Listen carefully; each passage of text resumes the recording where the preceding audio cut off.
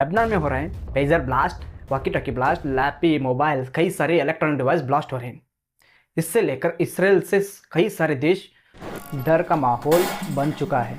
यहाँ पे mobile, lappy, solar और कई सारे इलेक्ट्रॉनिक डिवाइस में कौन कब क्या फिट कर रहा है किसी को पता नहीं चल रहा है। नमस्कार दोस्तों, आज हम बात करेंगे लेबनान में हो रहे ब्लास्ट के बारे में। लेबनान में हो रहे हैं pager blast, solar panel blast, lappy blast, कई सारे मोबाइल डिवाइस ब्लास्ट और कई सारे वॉकी टॉकीज़ भी यहाँ पे ब्लास्ट हो रहे हैं। 17 सितंबर 2024 में लेबनान में पहली बार पेजर अटैक होता है।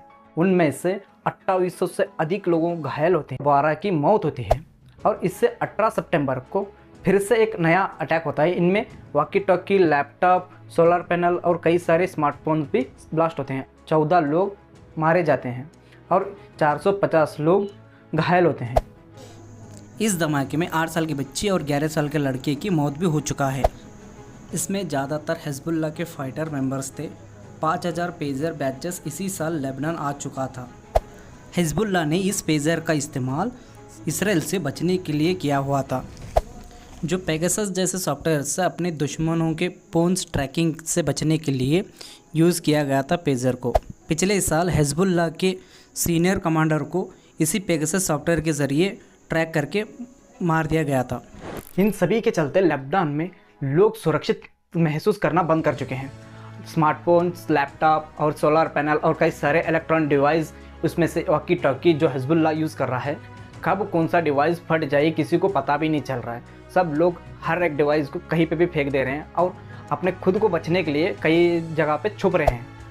हिजबुल्लाह ने इस अटैक का बदला लेने के लिए सोच ही रहा था। उससे पहले ही फिर से एक अटैक किया गया और इस बार ना पेजर ना walkie talkie, direct air strike किया गया, जिसमें बेरूत में हिजबुल्लाह के कमांडर अकील को मार गिराया। अकील रेडवान फोर्स का लीडर था, जो हिजबुल्लाह के लिए ग्राउंड ऑपरेशन के एक अहम हिस्सा माना जाता है। यहाँ पे हिजबुल्लाह ने इस अटैक को नया दौर का आतंकवाद बताया है और उसके साथ साथ ये किसने कराया और कहाँ से लाया गया और कौन प्रोडक्शन किया और इसको लेबनान में कैसे लाया गया, सप्लाई किसने कराया और सेल किसने करा। इसराइल गवर्नमेंट ने पेजर में कुछ भी बदलाव नहीं किया, मगर इनका मैन्युफैक्चर ही अपने आप में बड़ा षड्यंत्र था। आगे कहते हैं कि हिजबुल्लाह ने पेजर इस्तेमाल को लेकर या उसको इस्तेमाल में लेकर आने के फैसले से पहले ही इसराइल ने पेजर मैन्युफैक्चर कंपनी स्टार्ट कर चुके थे, जो इंटरनेशनल कंपनी होने का दावा करेगा। खुफिया ऑफिसरों ने यह भी बताया ये इसराइल की फ्रंट कंपनी थी और पेजर बेचती रही।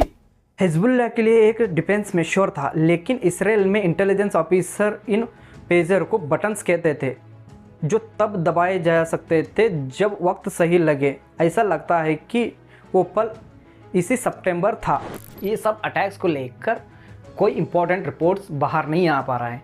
पेजर किसने बनाया और लेबनान में किसने सप्लाई किया और लेबनान में कौन इसको सेल किया। 18 सितंबर को यूएन ने आम मीटिंग बुलाता है। इनमें से 124 देशों ने प्रस्ताव के पक्ष में वोट करते हैं। एक साल भीतर इसराइल फिलिस्तीन के एरिया में अपना गैर कानूनी कब्जे को ख़त्म करेगा।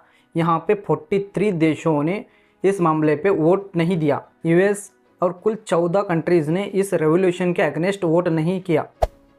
कुछ मीडिया रिपोर्टर्स ने इस कंपनी के अंदर जाकर देखा, वहाँ पे किसी भी तरह के पेजर बनाने की फैक्ट्री नहीं था। बट जिस रिपोर्टर्स ने वहाँ पे गए, उस बिल्डिंग में बीएससी के साथ साथ कई सारे कंपनियों की एड्रेस मिले और उस कॉरपोरेट रजिस्टर में 118 फंक्शंस बताए गए। Retail, jewellery, sales and natural gas extraction भी इंक्लूडिंग है। और यहाँ पे बीएससी ने बताता है कि हम ऐसे सामान को बनाते हैं। बीएससी के कंपनी ने यहाँ पे बताया है कि हमने सिर्फ ज्वेलर्स, रिटेलिंग और सेल्स और नेचुरल गैस की एक्सट्रैक्शन किए हैं, हमने किसी भी तरह के पेजर नहीं बनाया। और ताइवान कंपनी यहाँ पे कहता है हमने हर तरह की लाइसेंस इसको दे चुके हैं जो पेजर बनाने के लिए।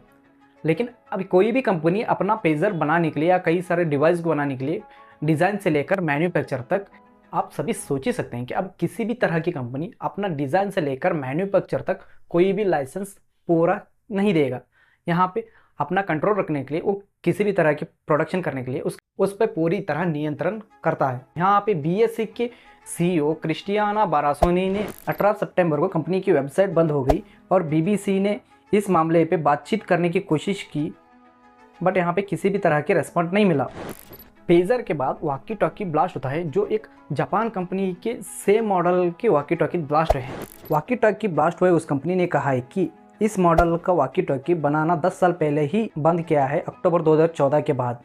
और उस कंपनी ने कहा है कि इस मामले में रिसर्च कर रहे हैं और आगे ये भी कहा है हिजबुल्लाह ने उनका ही वॉकी टॉकी यूज़ करा है या फिर कई और फेक कंपनी का वॉकी टॉकी या उसी तरह दिखने वाले वॉकी टॉकी को यूज़ करा है। इस मामले को हम रिसर्च करेंगे। इसराइल में दो तरह की न्यूज़ रिपोर्टिंग हो रही है, एक तरफ नफरत फैला रहे हैं और दूसरी तरफ ऐसे नफरतों से बच रहे हैं, जिनमें से द जेरूसलम न्यूज़ रिपोर्ट में सैयद बेंजामिन ने बातचीत के दौरान बताया है कि जो पेजर ब्लास्ट हुए हैं तकरीबन हिजबुल्लाह के एरिया में ब्लास्ट हो चुके हैं। हिजबुल्लाह के लोगों के हाथ में होता था वॉकी टॉकी, उसी वक्त ब्लास्ट हुआ है। इसमें कई सारे मेंबर्स थे, उनका एक हाथ कट चुका है और ये हाथ से राइफल के ट्रिगर दबाते होंगे या फिर मिसाइल लॉन्च करने बटन दबाते होंगे, ये अखबार से पता चला है। और दूसरी तरफ इसराइल के हारेज नामी न्यूज़ एजेंसी ने रिपोर्ट करते हैं जो नो चॉइस लाई, Israel does not need a war in Lebanon. Israel को पता नहीं उसका डिफेंस मिनिस्टर कौन है, सैनिक तैयारी कितना है और एक ऐसे वक्त में जब उसका इंटरनेशनल फ्रंट सपोर्टर कौन है और अब ये युद्ध मोल लेने का खतरा उठा रहा है। ऐसे इसराइल की दो न्यूज़ रिपोर्टिंग कंपनियों ने अपना अपना बयान कर रहे हैं। यहाँ पे मिडिल ईस्ट मीडिया ने इस मामले को ज़्यादातर कवर नहीं कर पा रहे हैं। अगर वो कवर भी कर रहे हैं तो कुछ ऐसे मामलों को उठा रहे हैं जो कि छोटे छोटे ब्लास्टर्स को उठा रहे हैं। ये आतंकवाद है करके कोई ऐसा रिपोर्टिंग अभी तक नहीं कर पा रहा है। अब दुनिया के लिए इसराइल इतना डेंजर बन चुका है कि इससे हर कोई देश डर रहा है। ये कब कौन से डिवाइस में क्या फिट कर देगा किसी को पता भी नहीं चल रहा है। इसके चलते हमारे देश में भी विपक्ष के नेताओं के मोबाइल में कई सारे पेगासस के ज़रिए मिस इन्फॉर्मेशन इंक्लूड किया गया था या फिर प्लांट किया गया था। ऐसे प्लांट के चलते एप्पल कंपनी ने भी इस पे केस ठोका था और वो केस भी बहुत दिन नहीं टिक पाया। अब लेबनान में कौन सा डिवाइस कब फटेगा किसी को पता नहीं चल रहा है। और उसके साथ साथ कई सारे देशों में जो इसराइल से जो प्रोडक्शन होके आते हैं उस डिवाइस में क्या प्लांट हुआ है क्या नहीं किसी को पता नहीं चल रहा है। इसके चलते लेबनान में कौन सा डिवाइस कब फटेगा पता नहीं चल रहा है। और उसके साथ साथ कई सारे देशों ने अभी डर का माहौल बन चुका है, पता नहीं इसराइल ने किस डिवाइस में क्या फिट कर चुका है करके। ऐसे इन्फॉर्मेशन वीडियोज़ के लिए हमारे चैनल के साथ बने रहे और लाइक शेयर सब्सक्राइब करना ना भूले। मिलते हैं अगली वीडियो में।